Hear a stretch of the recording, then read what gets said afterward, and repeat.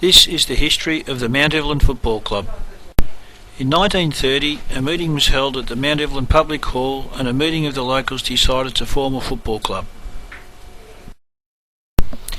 In 1931, the club fielded one team, and this was the start of the history of the club. The club grew by attracting players and others who enjoyed euchre and dance nights, and sometimes light snow fell at training. A children's carnival was held on the opening Saturday of 1938, and this caused the umpire to miss the train on the way home. In 1938, Mount Evelyn and Sylvan joined forces, sporting a navy blue jumper with white V and cuffs. However, due to the war, the club was disbanded. During the war, the military used the grounds as a base, creating the myth of underground tunnels and weapons hidden under the rooms. Footy resumed in 1946 with players wearing a bomber strip of black jumper with a red stripe. Norm Harrison ate 9 maxi pies to win the Pie Eating Award of 1949. This was 2 pies less than the previous year. Key personalities around the club included Ted Matthews, Jack Frost, Les Clark, B. Hyland, John Harrison and Ted Jenkinson, as well as Hugh Mason, the Newmans, Val Sciletto, Pat Edwards, Mick Maloney, Les Walters and George Dwyer. Coaches during the 40s included Hardy, Thompson, Fitcher, Sciletto and Maskell. The club had a strong group of women supporters who are pictured here at the Lilydale Football Ground. Administrators at the club during this time were Knowles, Nelson, Sciletto and Marsden. In 1951, the reserves were disbanded after 2 years. It was decided to form an under-16 team, resulting in enough players for 2 teams. One of the coaches from this decade was Rush Mash from St Kilda. This decade saw one of our players wounded in action in Korea, Ken Briggs, and the next season an appeal was held during the Lilydale Mount Evelyn game with a signed football donated by Dick Reynolds. For the first time, Mount Evelyn played in 3rd Division in the Croydon Ferntree Gully League.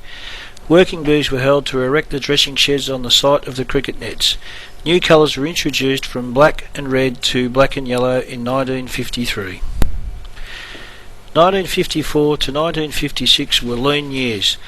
The ladies' committee with Mrs Hudson at the helm worked tirelessly for the footy club, but times were hard. At one stage the club was left without power and the players bathed in the creek. 1957 saw us change colours once more to maroon and white with blue cuffs, while our best and fairest player for this year lived in the caretaker's house under the pine trees around the ground. In 1958 to 1963 only one senior team played. The name Rovers was added to our club name in 1958. The 1960s started off slowly for the Mount Evelyn Football Club. In 1961 Kelly Hamilton was coach and guided the team into the Final Four. Terry Humphries kicked 12 goals in a game against Sylvan. In 1962 we moved to the EDFL and beat Sylvan in the first final. We made it to the grand final, but Wandon beat us on the day. Due to the good management of the club, a hot water system was purchased in 1963. The following year saw the introduction of the junior club, and many of these players eventually went on to play in a premiership for Mount Evelyn.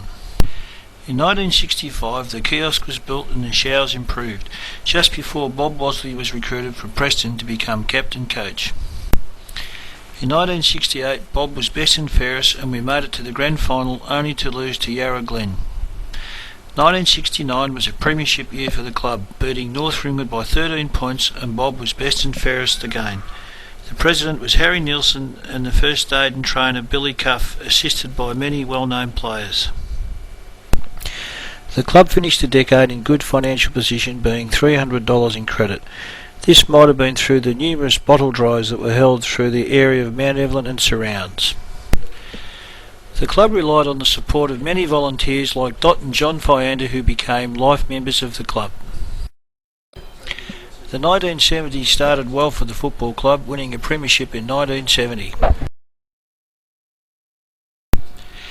1972 was another premiership year for the club under John McCurry, beating Bennettswood 9-19 to 7-17. 1973 saw the opening of our new club rooms named the Harry Nielsen Pavilion in recognition of Harry's great work and premierships over the years. These rooms were also used to get changed in while the women had to wait outside, and after the boys had showered, everyone could come in and have a beer after the game.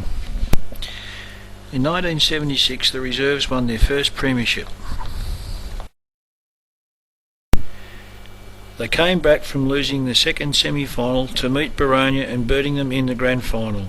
A victory dance was held in the club rooms after the game. During the 70s the club had many loyal women supporters, and here are some of them.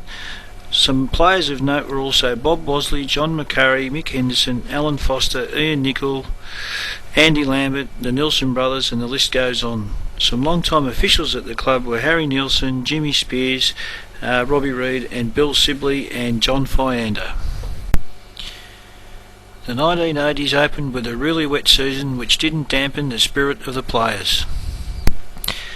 1981 was the club's 50th anniversary with a big function at the rooms, and a great time was had by all. During the 80s the junior club continued to grow and had many teams. Many of the players who started in the juniors went on to play senior football at Mount Evelyn. 1986 was a big year for the club, meeting and beating Lilydale in the grand final at East Ringwood after being the underdogs on the day. The reserves also made it to the preliminary final. Following on from this premiership, we also saw John Harrison kick 100 goals for the season. This feat had only been achieved by one other player at Mount Evelyn, who was Wayne Burrows. Key players of the decade included Darryl Fiander, Gary Martin, Ron Jones, Dennis Martin, Ken Hardingham, Toss Parrish, Paul Fiander, Brad Taylor, Stevie Bambrook, Jason Leeds, and coaches of the decade included Des Harvey, Peter Parsons, Mick Henderson, Vin Gisello, Lee Munro and Tony Mitchell.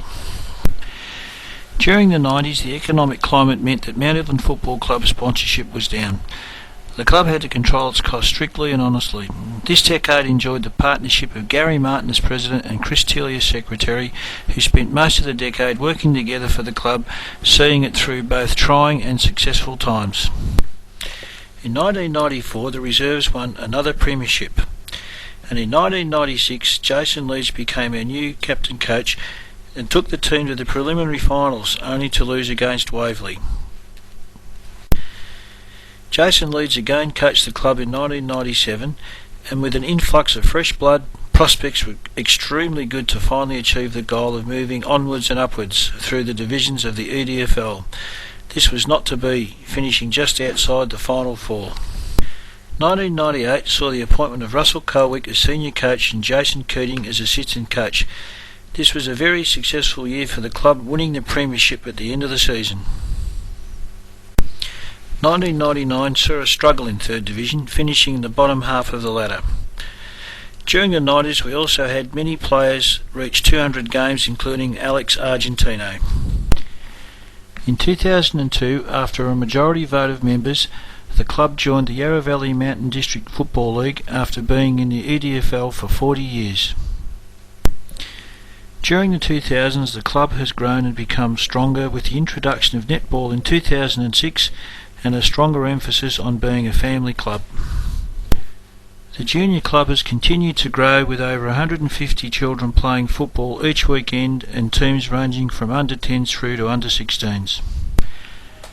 The success of the junior club has seen the introduction of Auskick, with boys and girls ranging from 6 to 10 playing football early on a Saturday morning. In 2006, one of the girls in our club, Lauren Tesoriero, represented Australia playing women's football in Ireland. Unfortunately, in 2008 the club lost one of its longest serving members, Jenny Tesoriero. She was a great worker and supporter of the club and she'll be sadly missed. The club relies heavily on people who give their time and support, which has been the backbone of our history.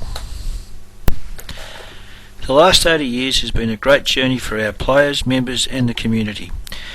We look forward to more success and friendships in the future. Khan the Mounters.